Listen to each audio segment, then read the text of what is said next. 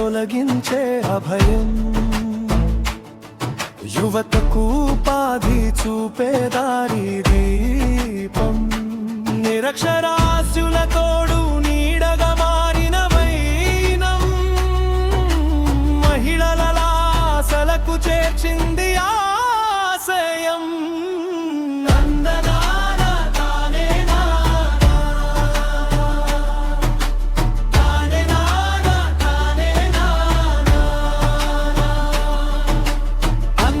కోసం వచ్చింది అభయ ఫౌండేషన్.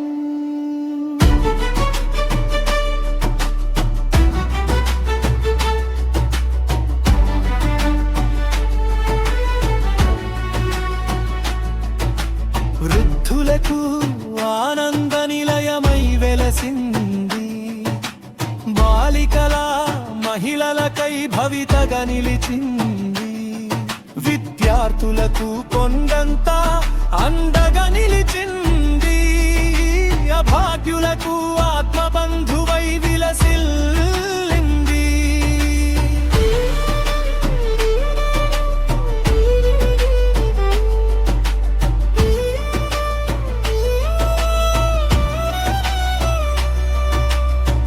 చలికాలంలో దుప్పట్లు కప్పినారు, వేసవిలో ఎండకు గొడుగులు పట్టినారు, ప్రభుత్వ బడి పిల్లలకి సంస్కారం నేర్పారు, ప్రకాశించే పిల్లలకు సూపర్ సెట్ పెట్టారు.